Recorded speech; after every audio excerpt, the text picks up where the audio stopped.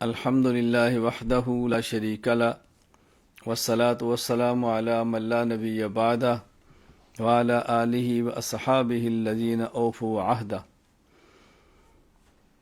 اما بعد فاعوذ باللہ من الشیطان الرجیم بسم اللہ الرحمن الرحیم الف لام میم ذالک الکتاب لا ریب فیہ ھدی للمتقین الذين يؤمنون بالغيب ويقيمون الصلاة ومما رزقناهم ينفقون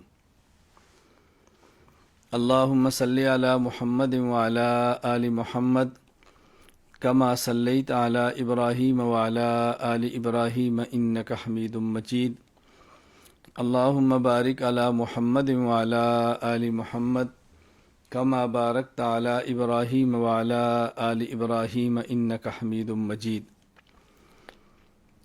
اللہ تعالیٰ نے دین شریعت میں عقائد کے بعد سب سے اہم ترین چیز نماز کو ارشاد فرمایا ہے۔ قرآن کریم کی آیات میں اس کی بہت تاکید ہے، احادیث مبارکہ میں اس کی بہت تاکید ہے، اور ایک مسلمان کی شان کے لائق نہیں کہ وہ نماز کو صحیح طرح سے نہ پڑھے اور صحیح طرح پڑھنے کے لیے صحیح طرح سے نہ سیکھے۔ نماز کا رسول اکرم صلی اللہ علیہ وسلم کی مبارک تعلیمات کی روشنی میں ہونا ضروری ہے۔ مردوں کے لیے مردوں کا طریقہ نماز ہے، خواتین کے لیے خواتین کا طریقہ نماز ہے۔ عبادات دو قسم کی ہیں، عبادات مالیہ اور عبادات بدنیہ۔ عبادات مالیہ جن کا تعلق مال کے ساتھ ہے، عبادات بدنیہ جن کا تعلق بدن اور جسم کے ساتھ ہے۔ کیونکہ مال مرد اور خواتین کا ایسا ہے کہ اس میں کوئی فرق نہیں ہے، پیسے یا باغات جس میں عشر ہوگا یا دیگر چیزیں جن کے اوپر زکوٰۃ آتی ہے یا وہ پیداوار جس پہ عشر ہوتا ہے۔ چونکہ اموال میں کچھ فرق نہیں ہے، مرد کا ہو یا عورت کا، اس لیے جو مالی عبادات اس میں فرق نہیں مرد کی ہو یا عورت کی۔ ہاں البتہ وہ عبادات جن کا تعلق بدن کے ساتھ ہے، تو چونکہ عورت اور مرد کے بدن کے تقاضوں میں کچھ فرق ہے، اس لیے اس عبادت بدنیہ یعنی نماز بھی جو مرد عورت کی اس میں کچھ فرق شریعت مطہرہ نے رکھے ہیں۔ دیکھیں، روزہ ایک بدنی عبادت ہے، مرد پورا ماہ رکھتا ہے، خاتون پورا مہینہ نہیں رکھتی، کچھ دن اس کو چھوڑنے پڑتے ہیں بدنی عذر کی وجہ سے۔ اور حج ایک ایسی عبادت ہے جو بدنی بھی ہے اور مالی بھی ہے۔ تو وہاں جب مال کو دیکھیں گے تو خاتون اور مرد کے مال میں کوئی فرق نہیں بیان کیا، آنے جانے کا کرایہ بھی ہو، وہاں رہنے کے اخراجات بھی ہوں، یہ چیزیں ایسی ہیں جو دونوں میں برابر ہیں۔ ہاں جس عبادات اور حج کے جس حصے کا تعلق بدن کے ساتھ ہے وہاں فرق ہے۔ جب انہوں نے تلبیہ پڑھنا ہے تو مرد اونچی آواز سے، عورت آہستہ، اس کا تعلق بدن سے ہے، سطر سے ہے، پردے سے ہے۔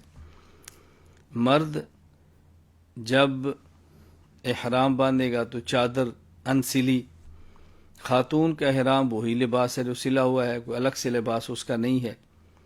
احرام کے لیے اکثر چادریں نہیں، بس نیت ہی کافی ہے۔ مرد کے لیے صرف نیت کافی نہیں ہے، انسلا لباس، انسلا چادریں۔